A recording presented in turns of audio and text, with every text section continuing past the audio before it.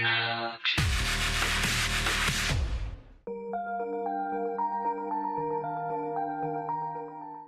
guys, welcome to my Xbox One controller hands-on video.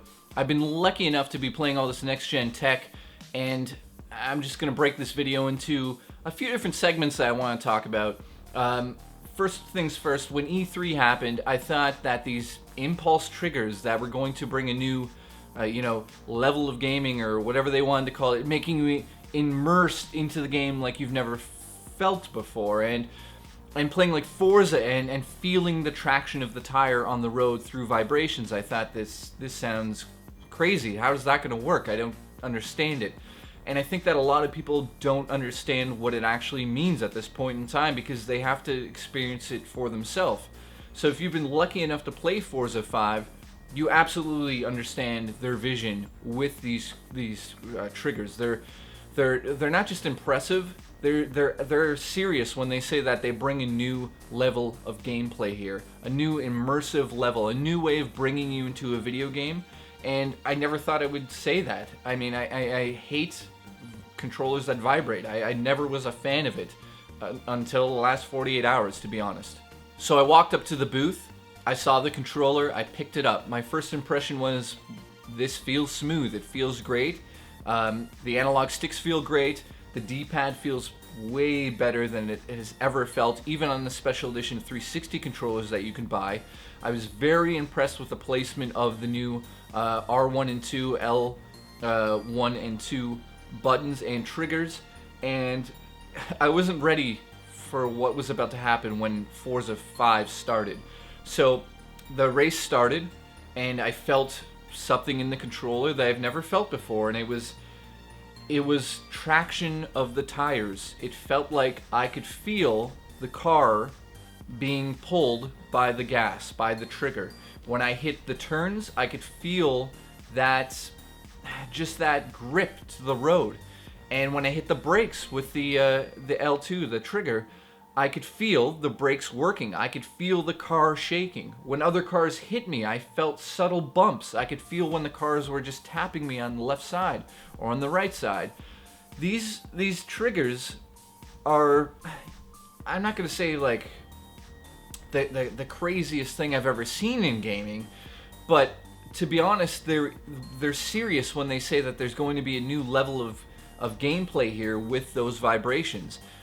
What comes to mind for me would be, I think about a survival horror game and what they can do with the Kinect and that controller and the vibrations put together. But just simply put, the controller itself has this new ability to scare the shit out of you in a game, or make you feel like you're gripping the road, or make it feel like when you swing a sword, you swung the sword. And there's no way for me to explain how that worked. You really need to try it for yourself. So the bumper buttons and the triggers have actually been moved on the controller, and I feel like they've been put more on top of the controller than on the back of it. And the triggers are it's just a subtle change to where they're positioned. But do they feel better? Yes. Does the controller feel better than I imagined it would? Yes, it does. I'm very happy with where the shoulder buttons are now. And like I said, these triggers are very impressive. So another thing I noticed on the controller right away was obviously the battery pack was gone. They've put the battery into the controller. In terms of how it felt, I'll be honest, it felt a little weird. I was used to pushing on that battery pack or holding it, and it felt a little weird, but it's not a bad thing. It's one of those things where I know that it's better. It just felt weird that the battery pack wasn't there. So in saying that, holding the controller does feel better now. It took me a good hour to get used to the fact the battery pack was not there, and I'm sure that a lot of people will pick it up and be like, this is kind of weird, there's a flat surface on the back.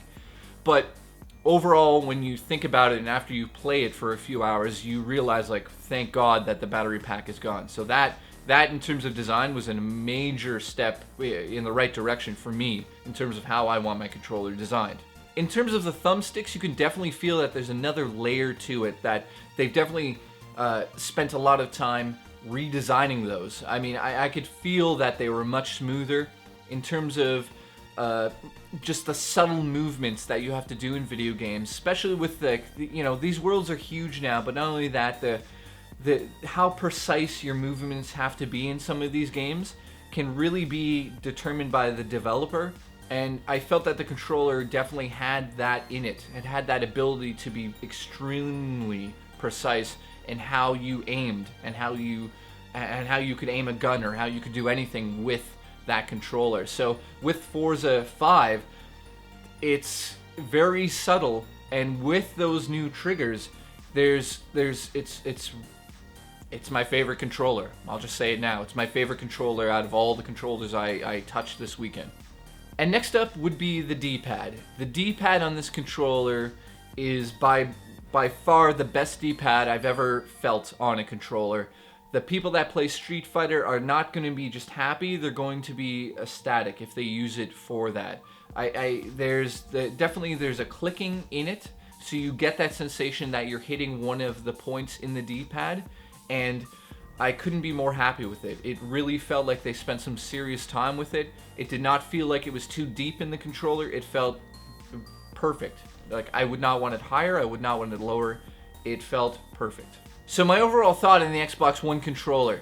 Well, coming into it, I was skeptical. I thought that these impulse triggers were another gimmick just from a large company who thought they could just throw these things in there and vibrations, and you feel part of the world now, or you feel the tire grip the road. And at E3, they said all of those things, and you okay, sure, great, it feels great. But the moment that it counted down in Forza 5 and I hit that gas button, I'll never forget it, because I felt the thrust of the car. I felt another car bump into me. Subtle, very subtle vibrations in this controller.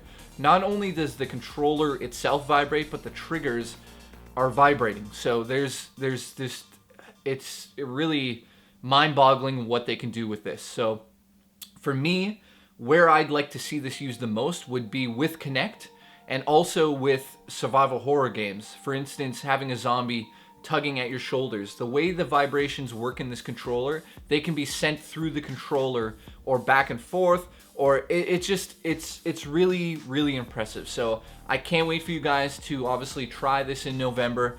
If you're lucky enough to play it beforehand, I highly suggest to get your hands on it.